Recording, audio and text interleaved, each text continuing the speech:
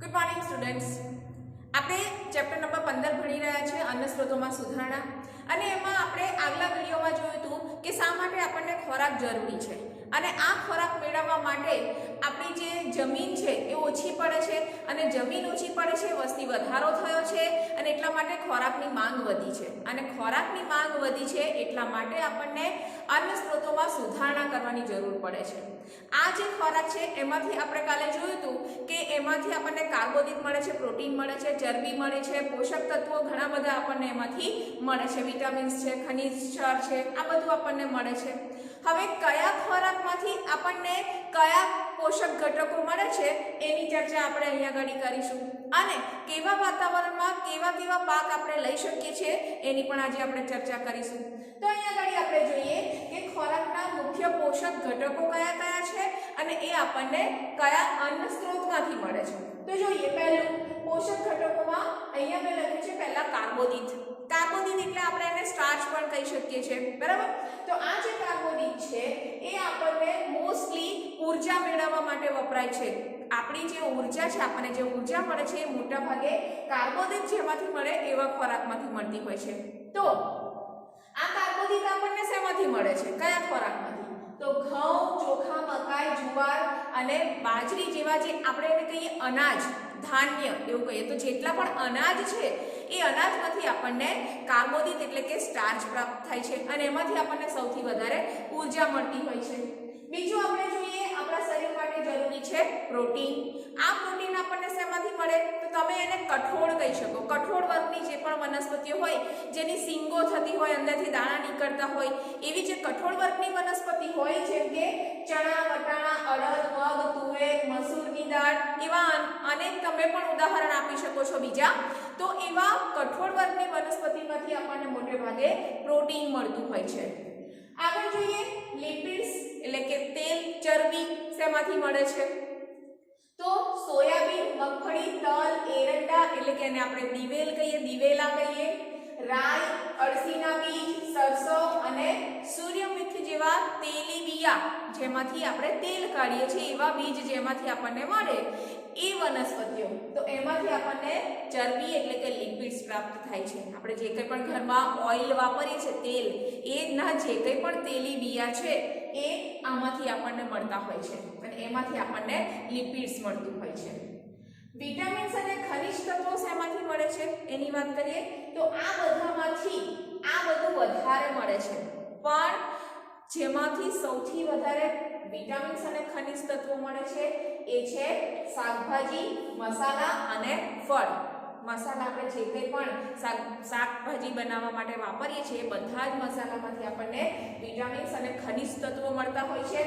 ફળમાંથી ખાસ કરીને આપણને વિટામિન્સ મળતા હોય છે, ખનિજ તત્વો મળતા હોય છે અને એ સિવાય કાર્બોદિત, પ્રોટીન અને થોડા પ્રમાણમાં લિપિડ્સ પણ આપણને આમાંથી મળતા હોય છે. તો આ જે આપણે વાત કરી સ્ત્રોતોની એ છે વનસ્પતિજન્ય સ્ત્રોત. અત્યારે આપણે વનસ્પતિની વાત કરી રહ્યા છે કારણ કે આપણે આગળ જોયું હતું કે જે મનુષ્ય છે એ મનુષ્ય મુખ્યત્વે બે સ્ત્રોતમાંથી ખોરાક મેળવે છે.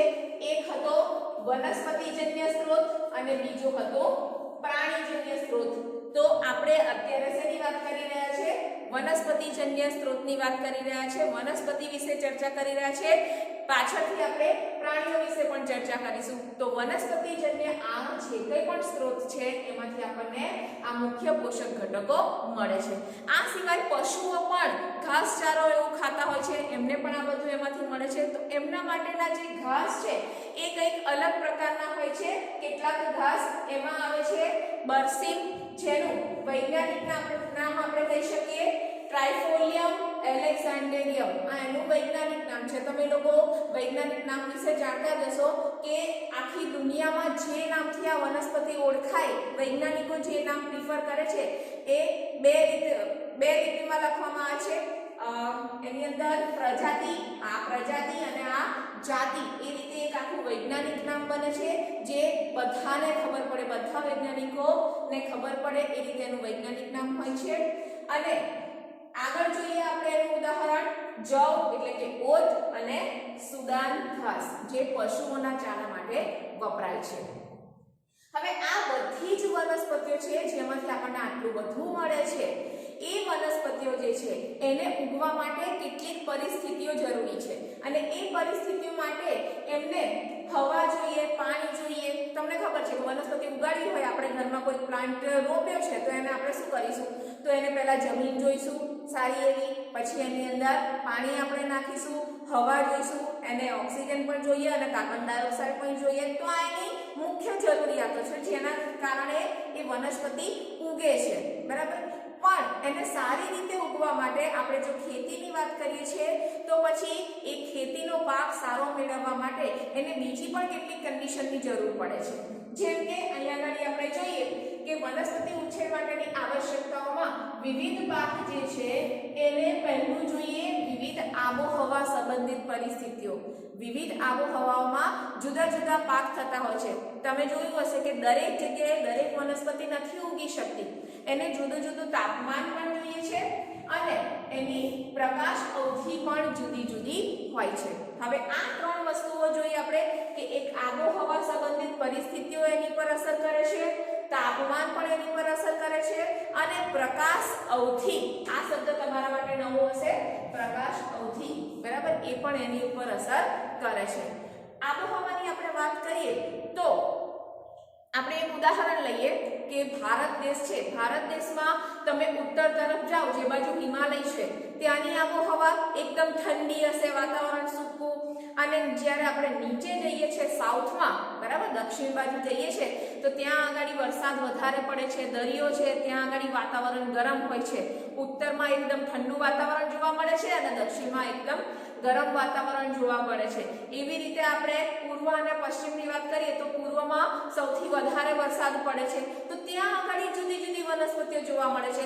ઉત્તર બાજુ જુદી વનસ્પતિઓ જોવા મળે, એ બાજુ ફ્રૂટ્સ વધારે જોવા મળે છે. દક્ષિણમાં પણ જુદું ક્લાઇમેટ છે, જુદી આબોહવાની પરિસ્થિતિ છે એટલે જુદી વનસ્પતિઓ થાય છે. ત્યાં આગળ ચોખા વધારે થતા હોય છે, તમને ખબર જ હશે, બરાબર. ત્યાં આગળ મુખ્ય એમનો ખોરાક શું છે તો કે માછલી અને ભાત, બરાબર, ત્યાં એ વધારે થાય છે. અને આપણે પૂર્વ બાજુ જઈએ તો ત્યાં આગળ વધારે વરસાદ પડે છે તો ત્યાં એ પ્રકારની આબોહવા છે એટલે એવી વનસ્પતિઓ ઉગે છે, બરાબર. તો જેવી આબોહવા એવી ત્યાંની વનસ્પતિ અને એવા ત્યાંના પાક જોવા મળે છે. તાપમાનની વાત કરીએ તો તાપમાનમાં પણ હમણાં આપણે કીધું તેમ ઉત્તર બાજુ વધારે ઠંડુ વાતાવરણ છે અને દક્ષિણ બાજુ જેમ જેમ જઈએ તેમ તેમ ગરમ વાતાવરણ થતું જાય છે. તો એ રીતે પાક લેવામાં આવે છે. હવે આપણે વાત કરીએ પ્રકાશ અવધિની. આ બધું જ જો હોય તો વનસ્પતિ સીધી રીતે વૃદ્ધિ પામી તેમનું આખું જીવન ચક્ર પૂર્ણ કરી શકે છે. જો આમાં કંઈ પણ ગડબડ થઈ તો વનસ્પતિ સારી રીતે એમની વૃદ્ધિ નથી કરી શકતી ને આપણને જોઈએ એવો પાક મળતો નથી. તો અહીંયા આગળ આપણે વાત કરીએ પ્રકાશ અવધિની, જે તમારા માટે નવો શબ્દ છે. તો પ્રકાશ અવધિ એટલે શું? પ્રકાશ તો તમને ખબર જ છે કે પ્રકાશ એટલે શું, તો કે સૂર્યમાંથી જે કંઈ પણ લાઇટ્સ આવે છે જે એને આપણે કહીએ છીએ પ્રકાશ. પણ અવધિ એટલે શું કે એનો ચોક્કસ સમયગાળો. પ્રકાશ કેટલા સમય સુધી ત્યાં રહે છે. જુદા જુદા દેશોમાં જુદી જુદી જગ્યાએ પ્રકાશનું પ્રમાણ ઓછું વધતું હોય છે. કોઈક જગ્યાએ સૂર્ય બહુ જ ગરમી આપે છે, બહુ જ તપે છે અને એ આખો દિવસનો જે સમયગાળો છે એ વધારે હોય છે, બરાબર. જ્યાં પ્લાન્ટ્સ જે છે એની ઉપર સૂર્યપ્રકાશ વધારે સમય માટે રહે છે, જ્યારે અમુક જગ્યાએ સૂર્ય ઓછા સમય માટે ઉગે છે, બરાબર. એવું તમે સર્ચ કરી શકો છો કે એવા કયા દેશ છે કે જ્યાં આગળ સૂર્ય ઓછા સમય માટે આવે છે, કઈ બાજુ સૂર્ય વધારે સમય માટે હોય છે. તો જો સૂર્યપ્રકાશ વનસ્પતિને વધારે સમય માટે મળે તો એની અવધિ વધારે, પ્રકાશ અવધિ. અને જો સૂર્યપ્રકાશ પ્લાન્ટ્સને ઓછા સમય માટે મળે તો એની પ્રકાશ અવધિ ઓછી. આપણે ઘરમાં મૂકી દીધો છોડ તો એનો પ્રકાશ નથી મળતો, એને આપણે 2 કલાક માટે બહાર કાઢીએ છીએ પછી અંદર મૂકી દઈએ છીએ તો એની પ્રકાશ અવધિ કેવી? ઓછી. જ્યારે બહાર ખુલ્લામાં જે હોય છે એને તો આખો દિવસ સૂર્યપ્રકાશ પડવાનો જ છે તો એની પ્રકાશ અવધિ કેવી? વધારે જોવા મળે છે. આ એક ખાલી ઉદાહરણ આપ્યું તમને, બરાબર. તો સૂર્યપ્રકાશના સમયગાળાને સંબંધિત હોય છે પ્રકાશ અવધિ. હવે એના દ્વારા જ આનું પુષ્પ સર્જન થાય છે. જેવો સૂર્યપ્રકાશ મળશે એવા જ આની ઉપર પુષ્પ ઉગશે. બરાબર, સૂર્યપ્રકાશ સારો મળ્યો તો પુષ્પ ફૂલ સારા ઉગે છે, અને ફૂલ સારા ઉગે છે તો આપણો પાક પણ સારો થાય છે, અને એની વૃદ્ધિ અને વિકાસ જે છે વનસ્પતિઓનો એ પણ સૂર્યપ્રકાશ ઉપર આધારિત છે. બીજું જે સૌથી વધારે અગત્યનું છે એ છે પ્રકાશ સંશ્લેષણની ક્રિયા દ્વારા પોતાનો ખોરાક બનાવવો. સૂર્યપ્રકાશ જો બરાબર મળશે એને તો પ્રકાશ સંશ્લેષણ સારું થશે, અને એમાંથી જે કંઈ પણ આપણને અનાજ મળવાનું છે, જે કંઈ પણ ખોરાક બનવાનો છે એ વધારે પ્રમાણમાં મળશે. અને જો સૂર્યપ્રકાશ માપસરનો હશે, ના બહુ વધારે ના બહુ ઓછું, જે ફૂલોને જરૂરી છે તો એવામાં ફૂલ વધારે ઉગતા જોવા મળે છે. તમે જોયું હશે કે કાશ્મીર બાજુ ફૂલ વધારે જોવા મળે છે. બરાબર, તો એ પ્રકાશ અવધિ ઉપર આધાર રાખે છે અને તાપમાન ઉપર પણ આધાર રાખે છે. તો હવે આ રીતે આપણે જોઈએ કે આ જે આબોહવા છે એની પર અસર કરે છે. હવે આપણી અહીંયા આગળ ભારતમાં 3 પ્રકારની પરિસ્થિતિ જોવા મળે છે, અને ત્રણેય પ્રકારમાં આબોહવા બદલાઈ જાય છે, જેમ કે શિયાળો, ઉનાળો અને ચોમાસું. તો એ દરમિયાન જે વાતાવરણ છે એ બદલાઈ જતું હોય છે, અને એ વાતાવરણ બદલાય એટલે જે પાક છે એ પણ બદલાઈ જતા હોય છે. તમને ખબર હશે ઉનાળા દરમિયાન બહુ ઓછા લોકો પાક ઉગાડતા હોય છે, કારણ કે એ વખતે વરસાદ હોતો નથી અને પાણી બધા સુકાઈ ગયા હોય છે, અને આપણો દેશ જે છે એ મોટા ભાગે હજુ પણ વરસાદના પાણી ઉપર ખેતી માટે આધારિત છે. હજુ સુધી જે સિંચાઈની સગવડો છે એ જોઈએ એટલી બધા જ ગામો સુધી પહોંચી નથી. એ કાર્ય ચાલુ છે. બરાબર, એ બધે સુધી સિંચાઈ દ્વારા પાણી મોકલવામાં આવે છે, પણ હજુ સુધી અમુક ગામડાઓમાં એ પહોંચ્યું નથી. એટલે મોટા ભાગના ખેડૂતો છે એ વરસાદ ઉપર આધાર રાખે છે. એટલે જે વરસાદની ઋતુમાં આપણે ખાસ કરીને પાક લેતા હોય છે, અને બીજો આપણે પાક લેતા હોય છે શિયાળામાં. ઉનાળામાં બહુ પાક લેવામાં આવતો નથી. તો આ જે ઋતુઓમાં પાક લેવામાં આવે છે એને જુદા જુદા નામ આપેલા છે. અહીંયા આગળ જોઈએ કૃષિ પાક છે, એમાં 2 પ્રકાર પાડ્યા આપણે. એક છે ખરીફ પાક અને બીજો છે રવિ પાક. હવે ખરીફ પાક એટલે શું? તો હમણાં આપણે કીધું શિયાળામાં વર્ષા ઋતુમાં જે કંઈ પણ પાક ઉગે છે જૂનથી ઓક્ટોબર સુધી, જૂનથી વાવવાની શરૂઆત કરે અને ઓક્ટોબર સુધીમાં એને કાપણી કરી લે. તો જૂનથી ઓક્ટોબર સુધી જે કંઈ પણ પાક ઉગે છે એને આપણે કહીએ છીએ ખરીફ પાક, જે વરસાદની ઋતુમાં રોપવામાં આવે છે. ઉદાહરણ તરીકે ડાંગર, મકાઈ, બાજરી, સોયાબીન, અડદ, મગ વગેરે. તમે પણ બીજા પાક આમાં લખી શકો છો સર્ચ કરીને, અથવા તો તમારા દાદા દાદીને પૂછો, મમ્મી પપ્પાને પૂછો, અને બીજા કેટલાક નામ પણ તમે આમાં લખી શકો છો. હવે આપણે જોઈએ રવિ પાક. રવિ પાક કોને કહેવામાં આવે છે? તો નવેમ્બર થી એપ્રિલ ના સમયગાળામાં જે કંઈ પણ પાક ઉગાડવામાં આવે છે, જેની ખેતી થાય છે નવેમ્બર મહિનાથી એપ્રિલ મહિના સુધી, અને એપ્રિલ પછી એને કાપી લેવામાં આવે. બરાબર, નવેમ્બર થી એની વાવણી શરૂ થાય અને એપ્રિલ સુધી એ 4-5 મહિનાનો સમયગાળો છે. એ દરમિયાન છોડ ઉગે છે અને એમાંથી આપણને અનાજ કે એ પાક આપણને મળે છે. એટલે કે શિયાળામાં આ સમયગાળો કયો હોય છે? શિયાળાનો સમયગાળો. તો શિયાળાના સમયગાળામાં એ પાક ઉગે છે, અને ઉનાળામાં એ ઉનાળાની શરૂઆત હોય ત્યારે એ પાક કાપવામાં આવે છે, એટલે એને કહેવામાં આવે છે રવિ પાક. તો રવિ પાક નવેમ્બર થી એપ્રિલ સુધી ઉગાડાય, એટલે કે શિયાળામાં થાય, અને ઉનાળામાં શરૂઆતમાં એને કાપવામાં આવે છે. ઉદાહરણ તરીકે આપણે જોઈએ ઘઉં, રાઈ, વટાણા, અળસી, શેરડી, ચણા અને બટાકા. બરાબર, તો આ બધા પાક છે એને 2 ભાગમાં આપણે વહેંચ્યા, ખરીફ પાક અને રવિ પાક. ખાસ તમારે એનું ધ્યાન ક્યાં રાખવાનું છે કે કયા મહિનાઓમાં રોપવામાં આવે છે, એની વાવણી કયા મહિના દરમિયાન થાય છે, ઉગે છે કયા મહિના દરમિયાન, અને એ પછી કયા મહિના સુધી કાપવામાં આવે છે. બરાબર, તેના મહિના ખાસ યાદ રાખજો, અને એ પ્રકારે એના નામ યાદ રાખવાના છે. હવે અહીંયા આગળ આપણે જે કંઈ પણ જોયું એ શા માટે કરવાનું? તો કે પાક સુધારણા માટે. પાક સુધારણા શા માટે જરૂરી? તો આ બધું આપણને જે કંઈ પણ મળ્યું ને એ વસ્તી વધારો થયો એને પહોંચી વળવા માટે. હવે પહોંચી વળવા માટે બહુ બધું આપણે અનાજ ઉગાડી તો લીધું, પણ એ અનાજની આપણે ક્વોલિટી પણ સુધારી છે, ક્વોન્ટિટી પણ સુધારવી છે, એની અંદર જે કંઈ પણ પોષક ઘટકો છે એ પણ સુધારવાના છે. પછી એવું ના થાય કે આપણે બહુ બધું અનાજ તો ઉગાડી લીધું વિવિધ ટેકનોલોજી દ્વારા, પણ એમાં પોષક ઘટક તત્વો જે છે એ આપણે જોઈએ એવા હોય નહીં. તો એ બધું પણ આપણે ધ્યાન રાખવાનું છે, અને એ કેવી રીતે થાય એ હવે આપણે જોઈશું. તો જોઈએ અહીંયા ઘડી આપણે પાક ઉત્પાદનમાં સુધારણા માટેની કેટલીક પ્રયુક્તિઓ છે, કેટલીક ટેકનિક્સ એમાં વાપરવામાં આવે છે જેના કારણે પાકમાં સુધારો આવે છે. એની અંદર જે પોષક ઘટકો છે એનું પ્રમાણ વધે છે અને આપણને વધારે પ્રમાણમાં પાક મળે છે.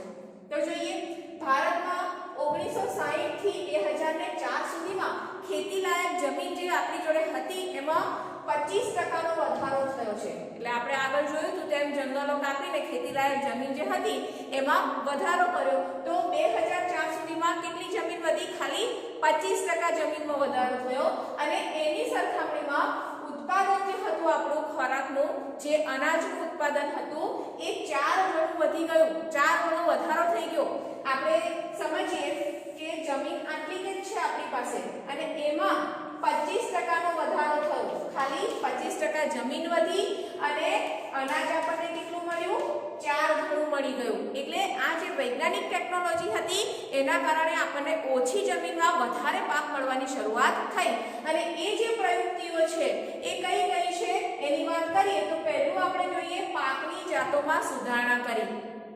જે કંઈ પણ બીજ હતા એ યોગ્ય બીજની આપણે પસંદગી કરી, જે બીજ સારી રીતે ઉગી શકે છે, નકામા નથી જતા અને આપણને સારો પાક મળે છે એવા બીજની આપણે પસંદગી કરી અને પછી એની વાવણી કરી, જેથી કરીને આપણને વધારે સારો પાક મળે. પાક ઉત્પાદનમાં આપણે સુધારણા કરી, એટલે કે પાકની યોગ્ય દેખરેખ કરી. જે કંઈ પણ બીજ આપણે અંદર વાવ્યા છે બરાબર, એ યોગ્ય ક્વોલિટીના હોય એવા બીજ હતા. એ ઉગ્યા પછી પણ આપણે એની સારી રીતે સાર સંભાળ કરવી પડે અને યોગ્ય રીતે આપણે દેખરેખ કરીએ તો આપણને સારો પાક મળી શકે. અને ત્રીજું આપણે ધ્યાન રાખવાનું છે કે જે કંઈ પણ પાક આપણે ઉગાડ્યો છે એની સુરક્ષાનું પ્રબંધન કરવાનું. નહીં તો પછી આ બંનેનું કોઈ કામ જ નથી. આપણે બીજ વાવ્યા, સારી જાતના બીજ પસંદ કર્યા, અંદર ખાતર નાખ્યું, જંતુનાશકો નાખ્યા, બરાબર, એના પાક ઉત્પાદનમાં સુધારણા કરી, આપણે બહુ બધી મહેનત કરી અને છેલ્લે પછી એનું રક્ષણ ના કરી શકીએ તો આપણા કશા કામનું છે નહીં. એટલે આપણે એ ઉગેલા પાકની સુરક્ષા કરવાની છે અને કાપણી એટલે કે લણણી કરીને આપણે જે કંઈ પણ પાક કાપી લીધો છે, જે અનાજ આપણે લઈ લીધું છે અંદરથી, એને પણ આપણે નુકસાનથી બચાવવાનું છે. તો જ આપણને સારી રીતે પાક મળી શકશે અને આ પાક મળશે તો જ પછી ભૂખમરાની સમસ્યા છે કે પછી અનાજની જે કંઈ પણ સમસ્યા છે એ દૂર થશે. તો હવે પછી આપણે જે વિડીયો આવશે એમાં ભણીશું આ પ્રયુક્તિઓ વિશે.